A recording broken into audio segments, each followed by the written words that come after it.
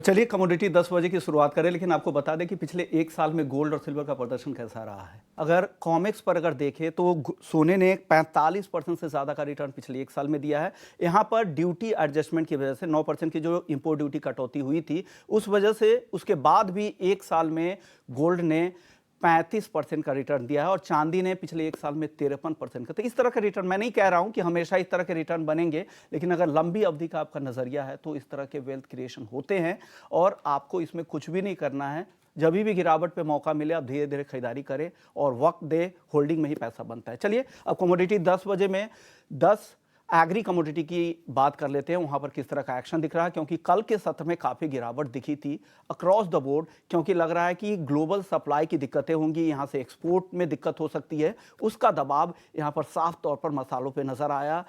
जीरा 26,450 के आसपास है। हालांकि यहाँ पे त्योहारी डिमांड ज़रूर है, लेकिन एक्सपोर्ट की चिंता लग रही है कि वहाँ पर होगा कि नहीं, फ्रेट कॉस्ट तो नहीं बढ़ जाएंगे। धनिया बिकवाली फिर से बढ़ गई है, 2% की गिरावट कल भी दिखी, 7,250 के आसपास आ चुका है। हल्दी की बात करें तो स्विंग के नंबर इस साल काफ़ी ज़्यादा है। पिछले साल से कुछ इलाके ऐसे हैं जहाँ पे दोगुनी ज़्यादा बुआई हुई, कि भाव भी काफ़ी ज़्यादा बढ़े हैं, उससे भी लोगों का उत्साह है हल्दी को लेकर और अच्छी बारिश भी हुई है। अब देखते हैं किस तरह के फसल आते हैं, हालांकि अराइवल्स टाइम फरवरी से शुरू होता है।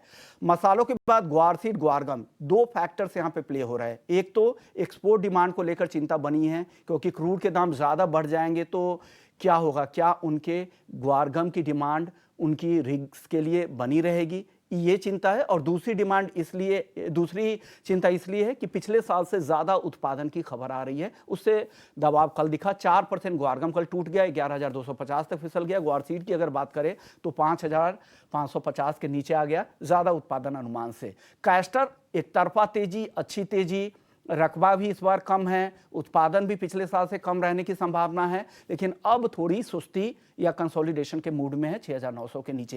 लेकिन पूरे ही खाने के तेल के मार्केट में अगर आप देखें तो एक तेल सनफ्लावर ऑयल, जिसके सबसे ज़्यादा सप्लाई की चिंता है और इस बार उत्पादन भी कम है, और वो पूरे खाने के तेल को ड्राइव कर सकता है और वो तेज़ी दिख भी रही है। हम इसी शो में 800 के आसपास देखते थे पिछले महीने तक भाव, अब वो बढ़कर 1,200 रुपये के करीब आ चुका है। इसके अलावा कपास और कपासकली, कपास में लगातार सुस्ती दिख रही है।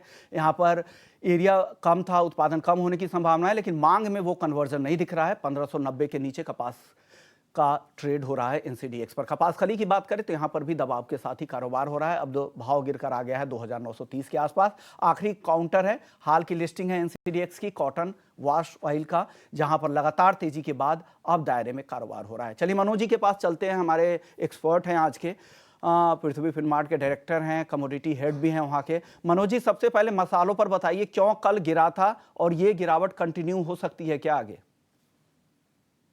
नमस्कार यशवंत जी। बिल्कुल सुस्ती बनी रह सकती है। जिस तरह से मध्य पूर्व में तनाव है, तो उसके चलते यहाँ पे एक्सपोर्ट्स की चिंता जो है भारतीय बाजारों में साफ तौर पर देखने को मिल रही है, और उसी का असर हमने कल यहाँ ओवरऑल मसाला कॉम्प्लेक्स में बनते हुए देखा था।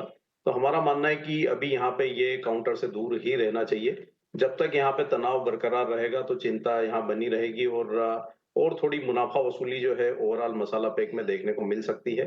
तो कोई रणनीति यहाँ पे नहीं रहेगी बाय की, और वर्तमान लेवल से और थोड़ी गिरावट यहाँ पे देखने को मिल सकती है। तो ये मसालों को लेकर आपकी, लेकिन ग्वार सर्कल काफी टूट गया, लगातार अच्छी तेजी, अच्छी रिकवरी, लग रहा था कि अब इसकी रफ्तार बढ़ सकती है। क्या हुआ सर? क्या उत्पादन पिछले साल से ज्यादा रहने के अनुमान की वजह से या एक्सपोर्ट की चिंता से टूटा है ये बाजार? नहीं, उत्पादन तो लगभग गत वर्ष के आसपास ही रहना चाहिए, जिस तरह से यहाँ पे खबरें निकल कर आ रही है। लेकिन यहाँ पे एक्सपोर्ट की चिंता की वजह से कल एक मुनाफा वसूली देखने को मिली थी। अच्छा रनअप हमने कीमतों में देखा था 10% से ज्यादा का, और उसी के चलते एक मुनाफा वसूली ऊपरी लेवल्स पर देखने को मिली है। हमारा मानना है कि ग्वार सीड में 5,400 एक अच्छा सपोर्ट जोन रहेगा।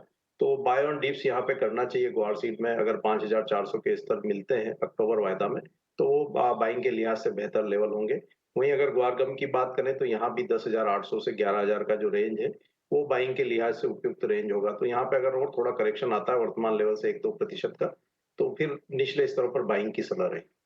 परसेंट और गिरने दे, फिर नई एंट्री करे। कैस्टर बताइए सर, एक तरफा रैली 6,000 से बढ़कर 6,900, अब थोड़ी सुस्ती दिख रही है, क्या करें, खरीदें या रुके अभी? नहीं, ये लेवल पे बाइंग की सलाह नहीं रहेगी। 7,040 एक स्ट्रॉन्ग रेजिस्टेंस था, और हमने 7,000 के स्तर से ही यहाँ पे एक रिवर्सल देखा है कीमतों में। तो हमारा मानना है कि थोड़ा जो प्रॉफिट बुकिंग है वो डिपेंड हो सकता है। यहाँ पे अगर थोड़ी बढ़त आती है 6,950 के आसपास तो बिकवाली कर सकते हैं 6,800 के लक्ष्य के लिए। 7,020 का एक स्टॉप लॉस यहाँ पे रखने की सलाह रही। ओके, चलिए सर, एग्री के बाद नॉन एग्री मार्केट की बात करते हैं, क्योंकि कच्चा तेल देखिए 8% से ज्यादा चल चुका है इसी हफ्ते। क्या लग रहा है, क्या अब इजराइल के एक्शन का वेट कर रहा है, फिर और चलेगा? क्या होगा क्रूड में, क्या करना चाहिए?